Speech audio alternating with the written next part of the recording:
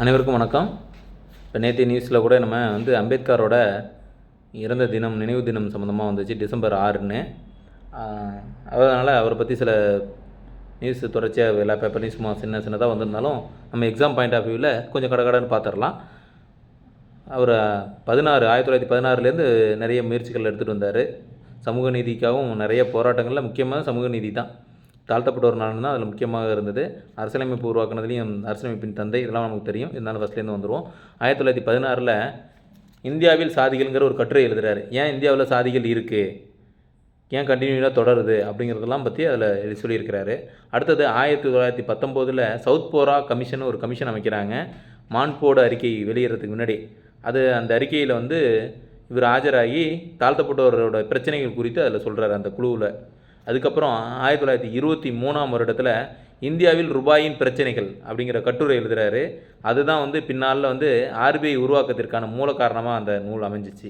1924 சாதியிலிருந்து விலக்கப்பட்டோர் நலச்சங்கம்ங்கிற ஒரு அமைப்பை ஏற்படுத்தி பிற்படுத்தப்பட்ட தாழ்த்தப்பட்ட வகுப்பினருக்காக அந்த அமைப்பை ஏற்படுத்தினார். திருப்பி 1927 மகத் சத்தியாகிரகத்தை ஒன்று நடத்துகிறார். அந்த மகத் சத்தியாகிரகம் ஏன் நடத்துகிறாருன்னா, அவங்களுக்கு பொதுக்கிணறில் தாழ்த்தப்பட்டவர்களுக்கு தண்ணி எடுக்கிறதுக்கு அனுமதிக்கப்படலை, நம்ம வைக்கம் போராட்டம் மாதிரியே அதுதான்.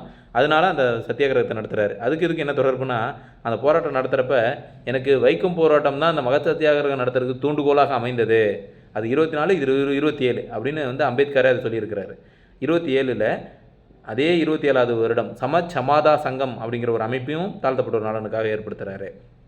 1930 நாசிக் கோயில் நிலைவு போராட்டம், தாழ்த்தப்பட்டவர் கோயில் நிலைவு அனுமதி மறுக்கப்பட்டதால் மகாராஷ்டிரா நாசிக்கில் கோயில் நிலைவு போராட்டமும் அவர் நடத்துகிறாரு.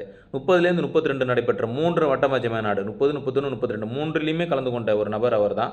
அங்கேயும் தாழ்த்தப்பட்டவரோ பின்தங்கிவிட்டனர் இடஒதுக்கீடு விவகாரங்கள்லாம் அவர் தான் எடுத்து கூறியவர்.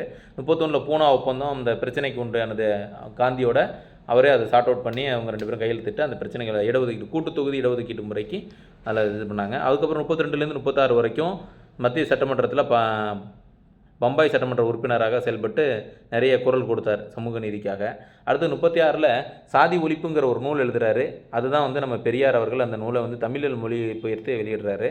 அதே வருஷத்தில் சுதந்திர தொழிலாளர் கட்சி 36ஆம் வருடமே தொடங்குறாரு. அதுக்கப்புறம் 42 நில்லித் கோபிரபு அவரோட ஆலோசனை குழுவில் தொழிலாளர் நலத்துறை உறுப்பினராக அவர் இருக்கிறாரு. அதுக்கப்புறம் அந்த 42வது வருடத்தில் ஒடுக்கப்பட்ட மக்களுக்கான அரசியல் சார்ந்த கூட்டமைப்பு அப்படிங்கிற ஒரு கூட்டமைப்பையும் தொடங்குறாரு. 46வது வருடம் மக்கள் சுதந்திர கழகம் அப்படிங்கிற ஒரு அமைப்பையும் ஏற்படுத்துகிறார். மக்கள் கல்விக் கழகம், தவறாக சொல்லிட்டேன், மக்கள் கல்விக் கழகங்கிற ஒரு அமைப்பையும் ஏற்படுத்துகிறார், கல்வி நலனுக்காக ஏற்படுத்துகிறாரு. 47வது வருடம் நமக்கு தெரியும், அரசியலமைப்பு வரைவு குழு தலைவராக இருக்கிறாரு. அனைத்து குழுக்களோட அறிக்கைகளையும் பரிசீலித்து வரைவு அறிக்கை தயார் செஞ்சு இந்தியாவிற்கான மிகச்சிறந்த அரசியலமைப்பை உருவாக்கியது அரசியலமைப்பின் தந்தைன்னு போற்றப்படுகிறாரு. அதுக்கப்புறம் சுதந்திரம் அடைந்ததுக்கப்புறம் முதல் சட்ட உறுப்பினராக, சட்ட அமைச்சராக அவர் தான் இருக்கிறாரு.